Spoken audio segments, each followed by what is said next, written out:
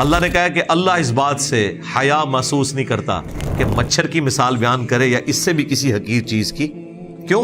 اللہ کی آڈینس ایک ان پڑھ بھی ہے، ایک پڑھا لکھا بھی ہے، اس لیے اللہ تعالیٰ نے چھوٹی چھوٹی مثالیں دی ہیں. مکی کی مثال آئی نا سورۃ الحج میں کہ جن ہستیوں کو اللہ کے سوا تم پکار رہے ہو، اپنا مشکل کشا سمجھ رہے ہو، معبود سمجھ رہے ہو، ان کی حالت یہ ہے کہ ایک مکھی نہیں پیدا کر سکتے، اور مکھی اگر ان کے کھانے سے کچھ اٹھا کے لے جائے اسے واپس نہیں لے سکتے.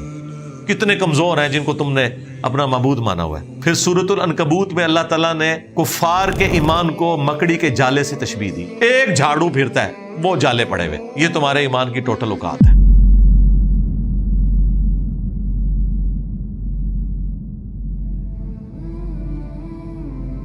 اب سورہ النحل کی آیت نمبر 36، یہ قرآن حکیم کی شعراء، آفاق، توحید سے متعلق، انبیاء کی دعوت سے متعلق آیات میں سے ایک آیت ہے. ہم نے اپنے ریسرچ پیپر نمبر 4 امام الانبیاء کی دعوت قرآن میں بھی قرآن سے جو 50 آیات سلیکٹ کی ہیں نا، ان میں یہ آیت بھی سلیکٹ کی تھی.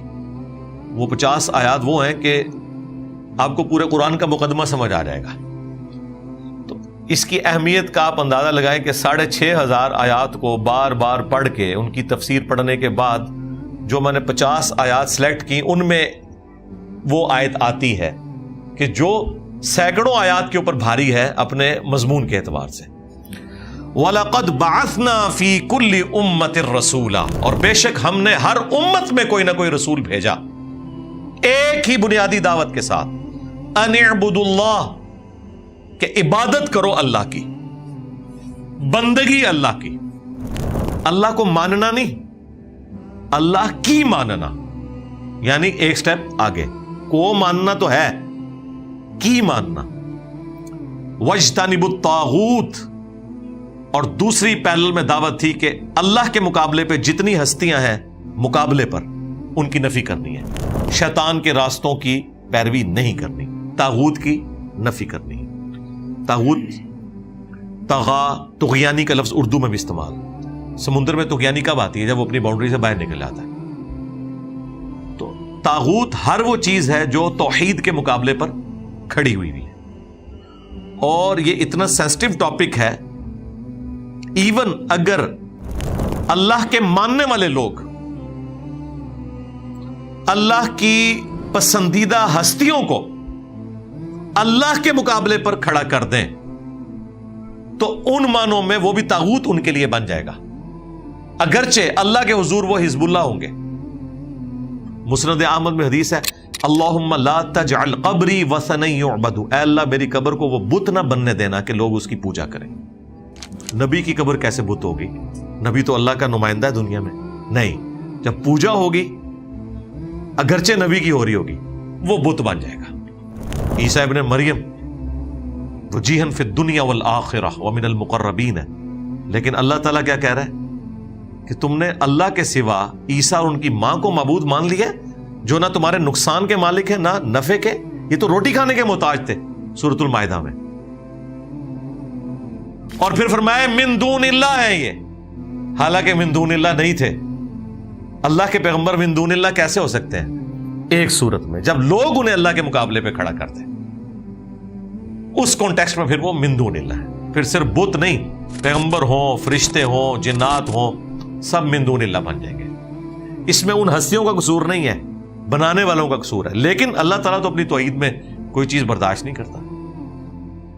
شرک کیا ہے کرسچنز نے، اور اللہ تعالیٰ فرما رہا ہے کہ اگر اللہ ارادہ کرے عیسیٰ کو، اس کی ماں کو اور جتنے زمین میں سب کو ہلاک کر دے، اللہ کا کوئی کیا بگاڑ لے گا.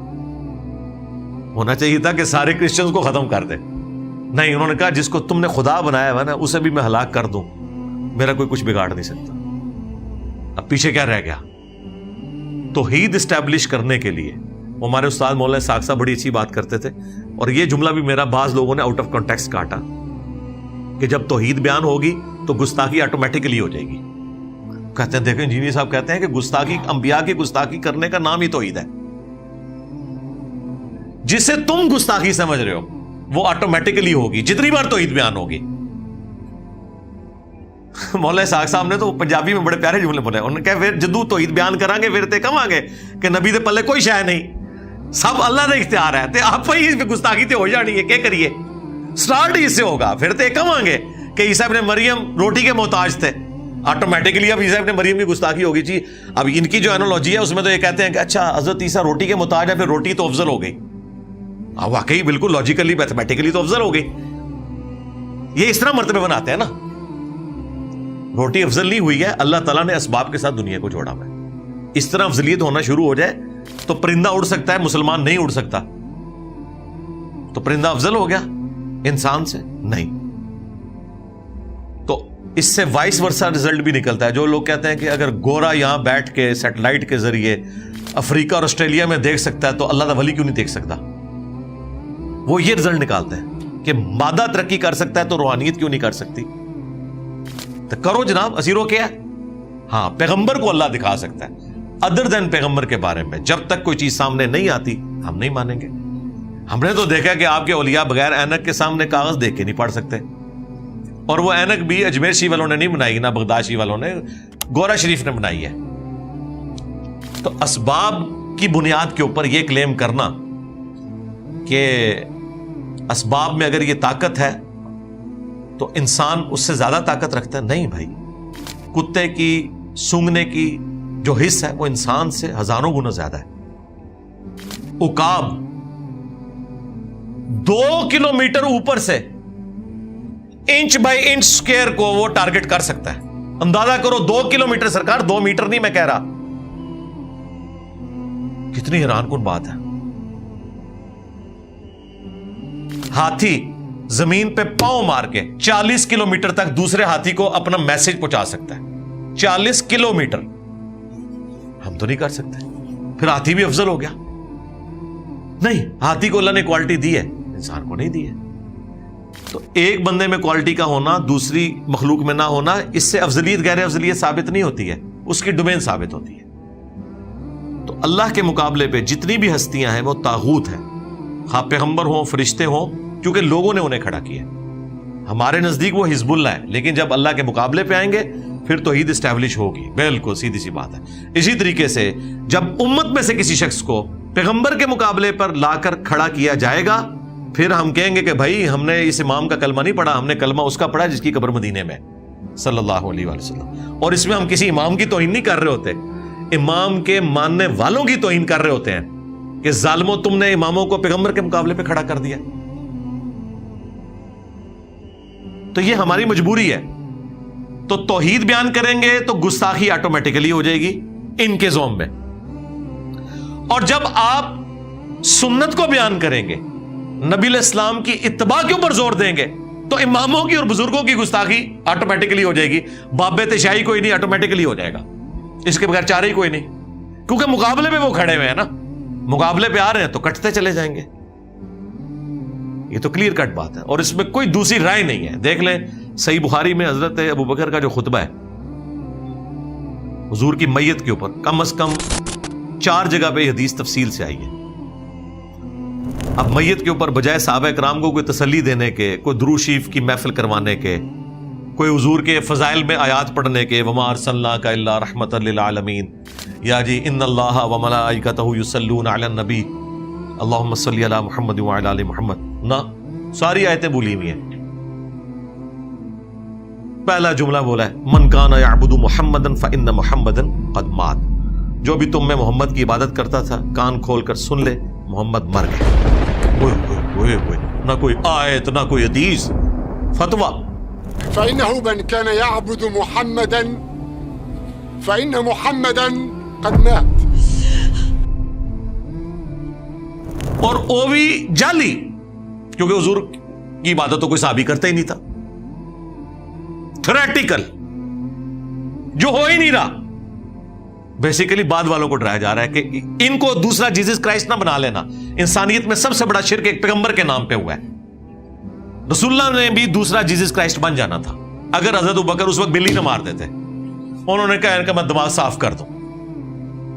ومن کان یعبد اللہ فإن اللہ حی لا یموت, اور جو کوئی اللہ کی عبادت کرتا ہے وہ جان لے اللہ زندہ ہے, اسے کبھی موت نہیں آئے گی.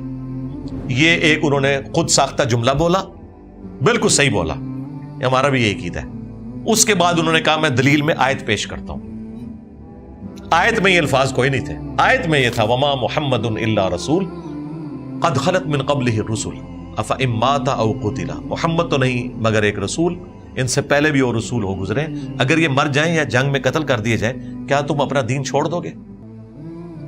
لیکن حضرت بکر نے یہ نہیں بولا، حضرت بکر نے کہا تم میں جو محمد کی عبادت کرتا تھا جان لے محمد مر گئے، اور جو اللہ کی عبادت کرتا ہے وہ جان لے کہ اللہ زندہ ہے، دین نے باقی رہنا ہے۔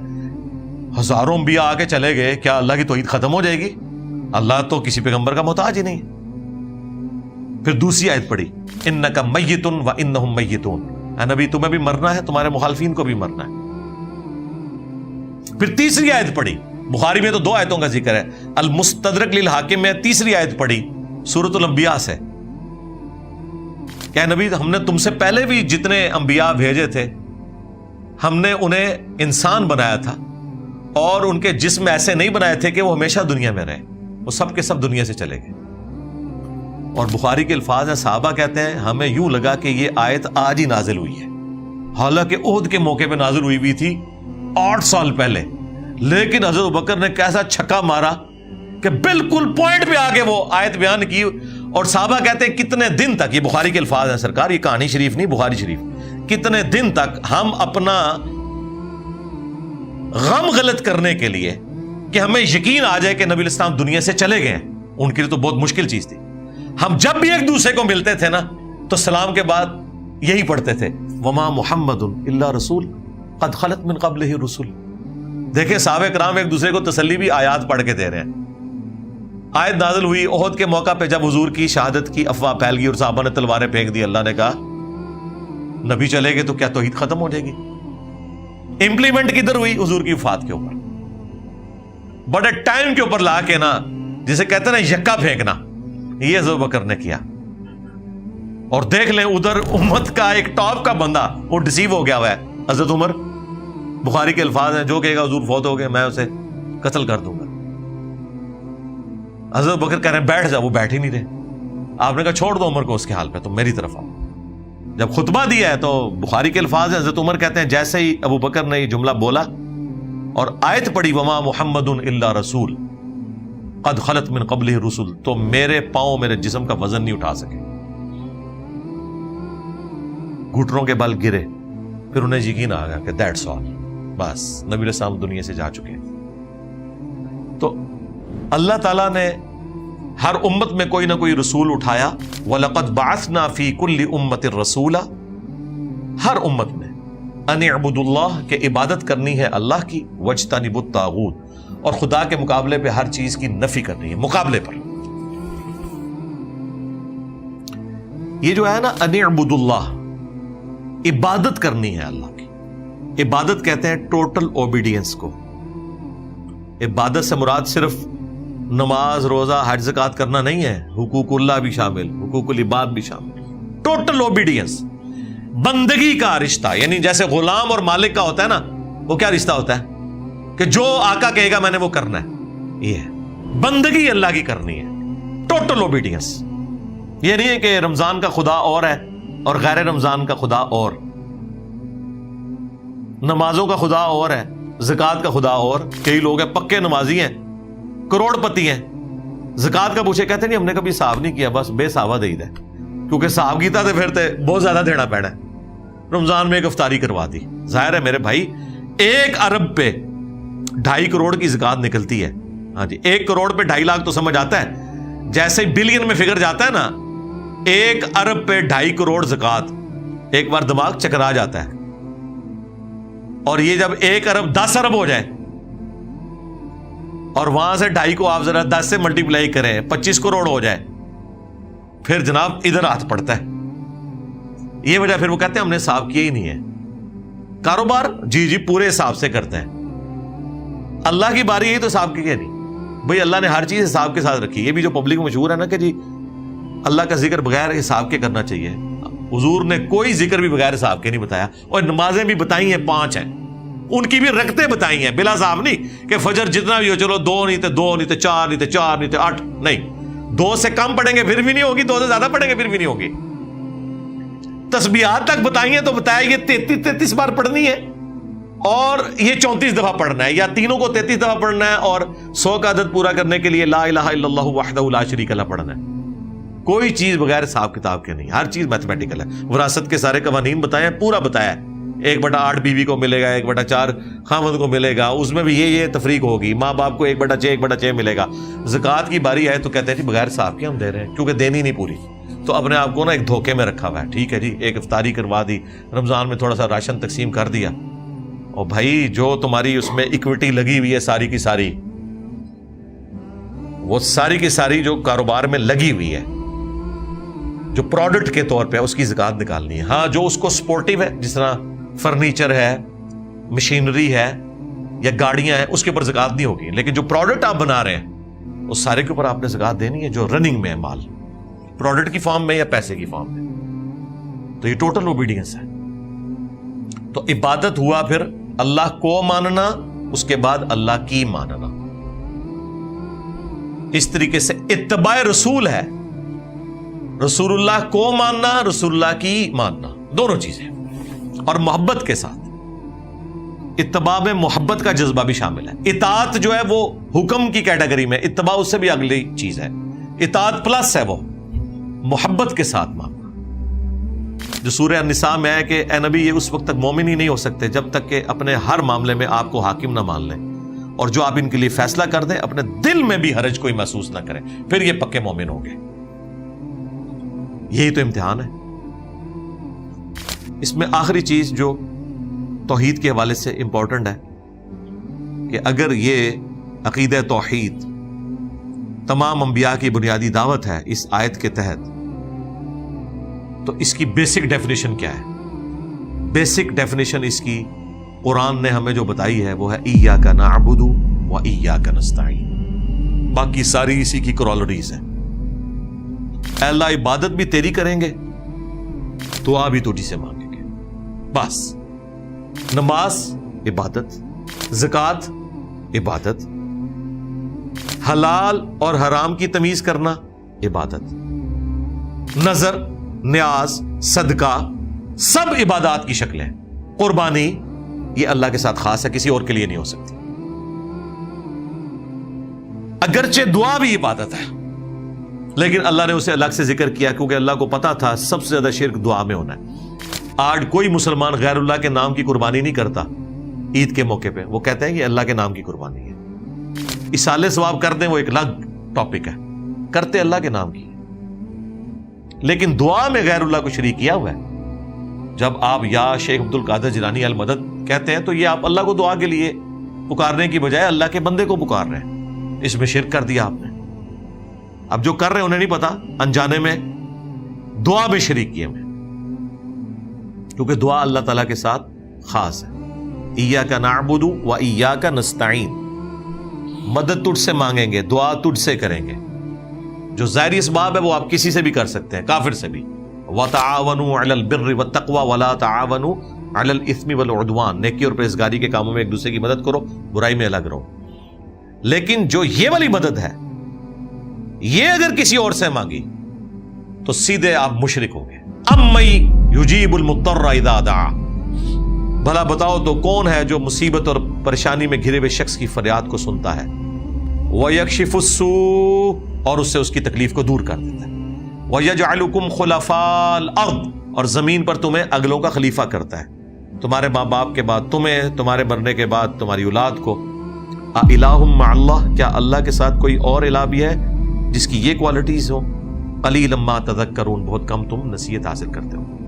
کہتے ہیں جی یہ تو قرآن میں لکھا ہے کہ مدد اللہ سے مانگنی ہے, یہ کہاں لکھا ہے کہ کسی اور سے نہیں مانگنی؟ وہ یہ لکھا ہوا ہے سورۃ النمل کی آیت نمبر 62 کہ بھلا بتاؤ کون ہے جو مصیبت اور پریشانی میں گھرے ہوئے شخص کی دعا کو سنتا ہے اور اس سے تکلیف دور کرتا ہے اور تمہیں زمین پر اگلوں کا خلیفہ کرتا ہے.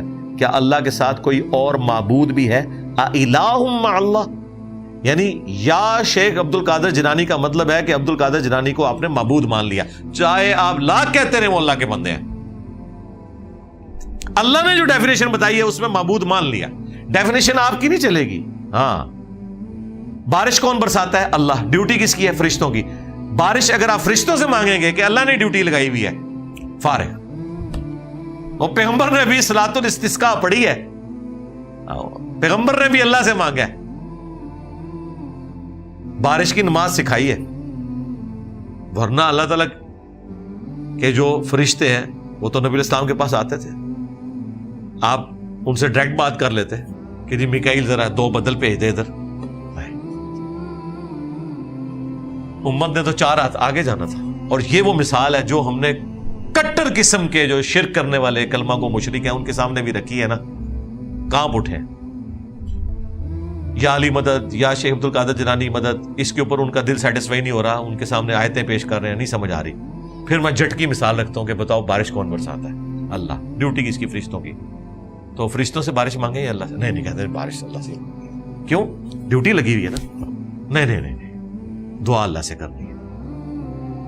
تو تھوڑی دیر پہلے تو تم کہہ رہے تھے پیغمبروں کی اور بزرگوں کی ڈیوٹیاں لگی ہوئی ہیں, حالانکہ ان کی لگی بھی نہیں ہوئی. جو ڈیفینیٹ لگی ہوئی ہے اس پہ ان کا دل نہیں کرے گا, اور جن کی ڈیوٹی ثابت ہی نہیں ہے اس میں ان کو پکار رہے, کہہ رہے ہیں اللہ نے ڈیوٹی لگائی ہوئی ہے. ہم تو کہہ رہے ہیں جن کی ڈیوٹیاں لگی ہوئی تم مانتے ہو, تم ان سے دعا نہیں کرتے ہو, اور جن سے تم دعا کر رہے ہو ان کی ڈیوٹیاں تم ثابت نہیں کر سکتے. اگر ثابت بھی ہو جائیں تو تم نے ہمیں خود ہی بتا دیا ہے کہ بارش فرشتوں سے نہیں اللہ سے مانگ. سمپل سی بات ہے, یہ بالکل ون سائیڈڈ مقدمہ ہے, اور قرآن و سنت اپنے اس مقدمے میں بالکل واضح ہے. یہ چونکہ میرا فیوریٹ ٹاپک ہے, اس کے اوپر میں نے مسئلہ نمبر 3 ریکارڈ کروایا, دعا صرف اللہ ہی سے, اور ریسرچ پیپر نمبر 3 ہے, جتنے انہوں نے شیطانی دھوکے دیے میں وہ میں نے اس میں سیٹل کیے ہیں, دعا صرف اللہ ہی سے. اس کا نام میں نے توحید ورسز شرک نہیں رکھا, کیونکہ یہ چڑھتے ہیں توحید کے لفظ سے بھی اور شرک سے ڈرتے ہیں, تو میں نے اس کا عنوان رکھا تھا دعا صرف اللہ ہی سے. یہ کوڈ ورڈ میں نے توحید کی دعوت پہنچائی تھی, اور الحمدللہ جس نے پڑھی, اب ایک عام آدمی کو دے نا دعا صرف اللہ ہی سے, وہ کہے گا ہاں یار اسی بھی تو اللہ کو ہی مانگنے ہیں نا, اسی کہڑا عبد القادر جیلانی کو مانگنے ہیں, جو مانگ بھی رہا ہوگا. اب تو وسیلے ہی ڈالتے ہیں, لیکن وہ جب پڑھے گا تو اسے پتا چلے گا بھی اس میں تو صلاۃ الغوثیہ بھی میں نے لکھی ہوئی ہے, اس میں تو ڈائریکٹ مانگا ہوا ہے, اور قرآن و سنت کیا بتا رہے ہیں. اور پھر نبی الاسلام کے معجزات کو مس یوز کرتے ہیں کہ جی صحابہ کرام جو ہیں وہ اللہ سے نہیں مانگتے تھے, حضور سے جا کے کہتے تھے یا رسول اللہ ہمارا یہ مسئلہ ہے, اور نبی الاسلام دعا کرتے تھے, مسئلہ حل ہو جاتا تھا. کبھی کسی کی پنڈلی کی ہڈی ٹوٹ گئی ہے تو نبی الاسلام ہاتھ پھیر دیتے تھے. وہ معجزات کو دعا بنا لیتے ہیں, وہ اسباب ہیں. آج بھی نبی اسلام ہمارے سامنے موجود ہوں, ہم حضور کے پاس ہی ڈائریکٹ جائیں گے کہ یا رسول اللہ ہمارا یہ مسئلہ حل کریں, اللہ سے لے کے دینا ہے, اللہ سے لے کے دیں. اگر آپ کو اللہ نے اس کا ذریعہ بنانا ہے کہ آپ کے مبارک تھوک کی برکت سے یہ کنواں باہر نکلنا ہے, تو یا آپ کے تھوک مبارک کی برکت سے پانی کا چشمہ جاری ہونا ہے, یہ آپ کی مرضی ہے, کیونکہ ہمیں کانفیڈنس ہے کہ ہمارا نبی امام الموحدین ہے. ہاں اگر ہم شرک کر رہے ہوں گے وہ ہمیں ڈانٹ دے گا, اور وہ تو شرک کر ہی نہیں سکتا, تو ہم ہر مسئلہ نبی کے پاس لے کے جائیں گے. تو حضور کے معجزات اور نبی الاسلام سے جا کے دعا کروانا, اس سے کوئی یہ والا شرک ثابت نہیں ہوتا جو انہوں نے مچایا ہوا ہے. یہاں تو کوئی دور دور تک کوئی شائبہ بھی نہیں ان چیزوں کا, لیکن تماشا بنایا ہوا ہے. تو یہ چونکہ کریٹیکل آیت تھی, میں اس کے اوپر اسی لیے تفصیل سے بولا. اس میں ایک آخری بات جو اسی کانٹیکسٹ میں, کہ ہر امت میں کوئی نہ کوئی رسول آیا, لیکن یہ واحد پیغمبر ہے ہمارے صلی اللہ علیہ وآلہ وسلم کہ ختم نبوت کی برکت سے اللہ تعالیٰ نے 2 کوالٹیز ایکسٹرا آرڈنری دے دی. نمبر 1 کہ ختم نبوت کی وجہ سے نبیوں والا کام شفٹ کر دیا امت کو, کہ اب نبی کوئی نہیں آئے گا, یہ امت ہوگی تو امت, لیکن کام نبیوں والا کرے گی. بہت بڑا ٹائٹل ہے. یہ اکثر کہتے ہیں نا جی اس امت کی فضیلت ہے, وہ فضیلت اس وجہ سے ہے کہ کام نبیوں والا شفٹ ہوا ہے, صرف حضور کی نسبت کی وجہ سے نہیں ہے, بلکہ حضور کے کام کی نسبت کی وجہ سے. اور دوسری چیز جو بخاری مسلم میں حدیث ہے کہ مجھ سے پہلے جتنے پیغمبر بھیجے گئے وہ کسی قوم اور قبیلے کے لیے ہوتے تھے, اور مجھے اللہ نے پوری انسانیت کے لیے پیغمبر بنایا. یہاں دیکھیں اللہ تعالیٰ ہمارے ہر امت میں کوئی نہ کوئی رسول آیا. وَإِن مِّن أُمَّةٍ إِلَّا خَلَا فِيهَا نَذِيرٌ, یہ بھی ایک آیت. کوئی امت نہیں ایسی گزری جس میں کوئی ڈر سنانے والا نہ آیا ہو. لیکن حضور کے لیے کیا ہے, وَمَا أَرْسَلْنَاكَ إِلَّا كَافَّةً لِلنَّاسِ بَشِيرًا وَنَذِيرًا, اے نبی ہم نے آپ کو نہیں بھیجا مگر ڈر سنانے والا اور خوشخبری سنانے والا پوری انسانیت کے لیے. وَمَا أَرْسَلْنَاكَ إِلَّا رَحْمَةً لِلْعَالَمِينَ, ہم نے آپ کو رحمت بنا کے بھیجا ہے تمام جہان والوں کے لیے. تمام جہانوں کے لیے بھی درست ہے ترجمہ, اور تمام جہان والوں کے لیے بھی درست ہے. وَلَقَدْ بَعَثْنَا فِي كُلِّ أُمَّةٍ رَسُولًا، اور بے شک ہم نے ہر امت میں کوئی نہ کوئی رسول بھیجا ایک ہی بنیادی دعوت کے ساتھ، ان اعبدوا اللہ، کہ ماننی اللہ کی ہے، بندگی اس کی کرنی ہے، عبادت اس کی کرنی ہے، ٹوٹل اوبیڈینس اس کی ہے، وَاجْتَنِبُوا الطَّاغُوتَ، اور اللہ کے مقابلے پہ جتنی بھی ہستیاں ہیں جو خدا کے مقابلے پہ کھڑی ہو جائیں وہ طاغوت ہیں، وہ اپنی باؤنڈری سے باہر نکل چکی ہیں، وہ طغیانی والا معاملہ ہے، ان سے تم نے اجتناب کرنا ہے، وہ تمام شیطان کے راستے۔ فَمِنْهُمْ، تو یہ ساری امتوں میں ایسے لوگ تھے، من ہدی اللہ، جنہیں اللہ نے ہدایت دے دی، وَمِنْهُمْ مَنْ حَقَّتْ عَلَيْهِ الضَّلَالَةُ، اور ان میں ایسے لوگ بھی ہیں جن کے اوپر گمراہی کی مہر لگ چکی ہے، اب وہ ریورس نہیں ہونے کی، لیکن یہ اللہ نے نہیں لگائی، انہوں نے اپنے کرتوتوں کی وجہ سے اللہ کی ڈیوائن مہر اپنے اوپر لگوائی ہے۔ اللہ کی صفت عدل کہیں پہ بھی چیلنج نہیں ہوگی، اللہ تعالیٰ کسی کو گمراہ نہیں کرتا، ہاں گمراہی انسان خود کماتا ہے، اللہ تو ہدایت ہی دیتا ہے، یہ انسان ہے جو ہدایت قبول کرنے سے انکار کر کے گمراہی کا راستہ اختیار کر لیتا ہے۔ قرآن بھی گمراہ نہیں کرتا، جس کا یہ عقیدہ ہے نا کہ قرآن پڑھ کے کوئی گمراہ بھی ہو سکتا ہے وہ کافر ہے،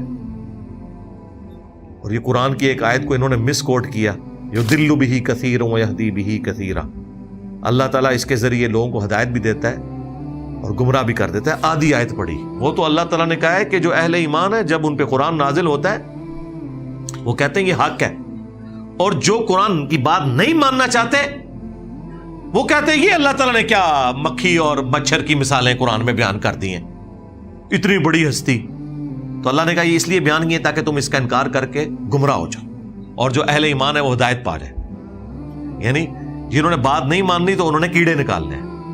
اللہ تعالیٰ نے اپنے علم کا روب نہیں کسی کے اوپر ڈالنا تھا، اللہ نے کہا کہ اللہ اس بات سے حیا محسوس نہیں کرتا کہ مچھر کی مثال بیان کرے یا اس سے بھی کسی حقیر چیز کی، کیوں؟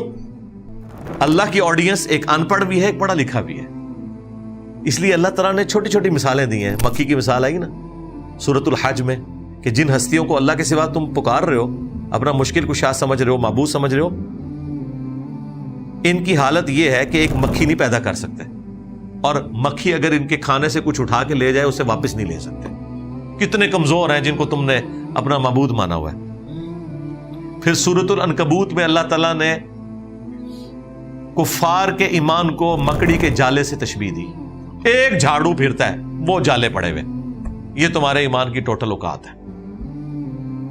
تو یوں اللہ تعالیٰ نے حقیر چیزوں کی مثال دے کے بھی سمجھایا تاکہ بات سمجھ آ جائے، تو جو اس مثال کو لیتے تھے اللہ نے کہا کہ وہ حق قبول کر رہے ہیں، اور جو اس کا مذاق اڑا رہے ہیں نا تو پھر یہ اسی لیے ہے کہ تاکہ تم مذاق اڑاؤ اور گمراہ ہو جاؤ، یہ ٹونٹ کے طور پہ بات ہے، ورنہ اللہ تعالیٰ کی کتاب ہدی للناس ہے، پوری انسانیت کے لیے ہدایت ہے۔ فسیروا فی الارض، تو زمین میں سیاحت کر کے دیکھو، فانظروا کیف کان عاقبۃ المکذبین، کہ جو ان سے اگلے لوگ تھے جنہوں نے اپنے وقت کے پیغمبروں کا انکار کیا، انہیں جھٹلایا، ان کا انجام کیسا ہوا۔ اور یہ لوگ دیکھتے تھے، مشرکین عرب جب شام میں تجارت کے لیے جایا کرتے تھے تو راستے میں وہ ساری بستیاں آتی تھیں، ان کے کھنڈرات آتے تھے جو اگلی قومیں ہلاک کی گئی۔ اب تو خیر سعودی حکومت نے ابھی ریسنٹلی بھی میری کوئی 1-1.5 ہفتہ پہلے بات ہوئی، سعودیہ میں جو مسجد نبوی کا چینل چلا رہے ہیں نا بھائی، وہ پاکستان سے ہی ہیں، تو مسلسل رابطے میں رہتے ہیں۔ اب انہوں نے ساری ہسٹوریکل پلیسز جو ہے، جب سے یہ محمد بن سلمان آیا نا، یہ چونکہ تھوڑا سیکولر ٹائپ بندہ ہے، یہ اس طرح کٹر وہابی نہیں ہے، تو انہوں نے تمام تاریخی مقامات کو رینیو کرنا شروع کر دیا۔ تو مجھے بتا رہا تھا کہ عتبان بن مالک کا گھر بھی ہم نے کھول دیا ہے۔ اب وہ یہ مجھے ہی بتا سکتا تھا، اب آپ لوگوں کو کون بتائے گا عتبان بن مالک کون ہے؟ میں نے کہا یار کمال ہے، کہتے ہیں وہ گھر ابھی تک اسی حالت میں تھا چونکہ وہ دور تھا۔ عتبان بن مالک وہ ہیں کہ بخاری مسلم میں حدیث ہے، ایک صحابی حضور کے پاس آئے، کہنے لگے یا رسول اللہ، یہ جب بارش ہوتی ہے تو مدینے کے ندی نالے بہہ پڑتے ہیں، تو میں مسجد نبوی میں جماعت سے نماز نہیں پڑھ سکتا، تو آپ کبھی ٹائم نکال کے میرے گھر آ جائیں اور 2 نفل وہاں پڑھ دیں، وہ میری مسجد بیت بن جائے گی۔ جب میں مسجد میں نہیں آ سکوں گا نا تو مجھے تسلی ہوگی یہاں اپنے 2 رکعتیں پڑھی ہوئی ہیں، میں اپنی نماز وہاں پڑھ لیا کروں۔ پھر نبی علیہ السلام ایک دن نفس نفیس تشریف لے گئے، بخاری مسلم کے الفاظ ہیں، پورے محلے کے لوگ اکٹھے ہوئے وہاں پہ، کوئی حلوہ بنا کے لے آیا، کوئی چیز لے آیا کہ اللہ کے نبی آئے ہوئے ہیں آپ کو ویلکم کہنے کے لیے، ان کے لیے تو بہت بڑی سعادت تھی۔ پھر نبی علیہ السلام اس کے گھر میں گئے اور فرمایا کہ بتاؤ کون سی جگہ تمہارے لیے سوٹیبل ہے جس کو تم بعد میں مسجد بیت بناؤ۔ انہوں نے کہا یا رسول اللہ اس کونے میں آپ نماز پڑھیں۔ آپ نے کہا ٹھیک ہے تم میرے پیچھے کھڑے ہو۔ آپ نے پھر نفل کی بھی جماعت کروائی۔ اسی حدیث سے محدثین نے یہ مسئلہ اخذ کیا ہے کہ نفل کی بھی جماعت ہو سکتی ہے۔ اور پھر نبی علیہ السلام وہاں سے تشریف لے گئے۔ پھر وہ عتبان بن مالک نے بارش کی صورت میں، سخت سردیوں میں، جب وہ مسجد تک نہیں پہنچ سکتے تھے تو وہ جہاں حضور نے نماز پڑھی ہوئی تھی نا اس جگہ پہ وہ نماز پڑھا کرتے تھے۔ اور وہ گھر ابھی تک موجود تھا، وہ مدینے سے تھوڑا ہٹ کے کسی وادی میں تھا، تو وہ اسی حالت میں تھا۔ اس کو انہوں نے اب رینیو کیا اور ہسٹوریکل پلیس کے طور پہ ڈکلیئر کر دیا۔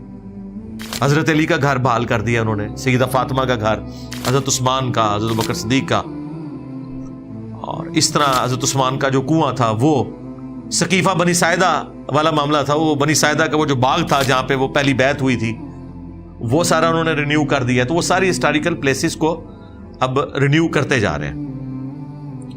تو وہ یعنی مجھے بتا رہے تھے کہ اب ہم ایک ایک کر کے نا لوگوں کے لیے چیزیں کر رہے ہیں تاکہ لوگ آ کے اس سے عبرت حاصل کریں۔ تو اس میں کوئی ایسا معاملہ تو نہیں ہے کوئی بدعت والا یہ وہ۔ میں نے کہا بدعت والا معاملہ نہیں ہے جب تک کہ وہاں غلط ایکٹیویٹیز پرفارم نہ کی جائے۔ یہ تو نبی الاسلام کی یادداشتیں ہیں، ان کو سنبھالنا چاہیے، اور امت کا کام ہے کہ صرف یادداشتوں تک نہ رہے۔ اس سے بڑی چیز تو اللہ کے نبی آپ کو دے کے گئے جو ہر گھر میں موجود ہے، اللہ کی کتاب۔ ہاں، عتبان بن مالک کا گھر تو مخلوق ہے نا، اصل جو حضور کی دعوت ہے وہ تو قرآن ہے، وہ تو ہر گھر میں موجود ہے، اسے بھی اتنی امپورٹنس دی جائے۔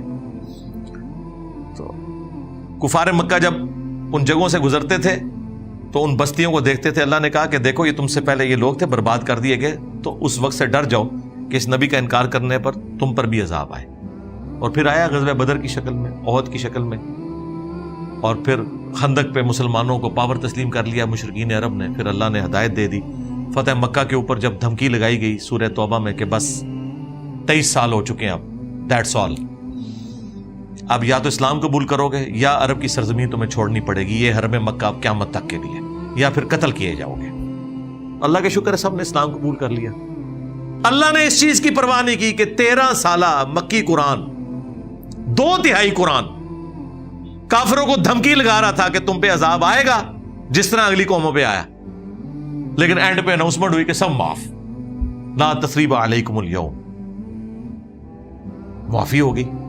ہاں یہ ایک شرط رکھتی، تو باقی لوگوں نے بھی اسلام قبول کر لیا، انہیں نظر آ گیا کہ اللہ کے پیغمبر ہیں۔ ابو سفیان دیکھے نا، حضرت خالد بن ولید پہنچ گئے ابو سفیان کے پاس، نے کہا یار اب کون سا تجھے کوئی شک رہ گیا؟ اور حضرت عباس کے ساتھ تو بڑی پکی دوستی تھی ابو سفیان کی، وہ عمر سیریز میں انہوں نے وہ سارے سین فلمائے ہیں۔ انہوں نے کہا اب بھی تو آ کے کہہ رہے کہ کوئی دلیل چاہیے، دیکھ اللہ نے کس طرح ایک نہتے شخص کو جس کو تم نے راتوں رات ہجرت پہ مجبور کیا تھا، دیکھو آج کس طریقے سے اللہ نے طاقت دی ہے۔ اور پھر دیکھیں وہ مکہ کے لوگ بالکل اینڈ پہ مسلمان ہوئے، انہوں نے سوچا بھی نہیں تھا کہ اللہ نے ان کے ذریعے ان رومنز اور پرشینز کو کھڑوانا ہے جن کے ناموں سے یہ کانپتے تھے، اللہ نے ان کو مسلط کر دیا ان کے اوپر، پھر کوئی سامنے نہیں ٹھہرا۔ اور آلموسٹ 5 سے 7 سال کے اندر رومن اور پرشین امپائر، یہ 13 ہجری میں دونوں جنگیں ہوئی ہیں، قادسیہ اور یرموک، حضور کی وفات کے 2.5 سال کے بعد یہ سب کچھ کایا کلب ہو گیا تھا۔ الحمدللہ کیا اللہ تعالیٰ نے مسلمانوں کو غلبہ دیا۔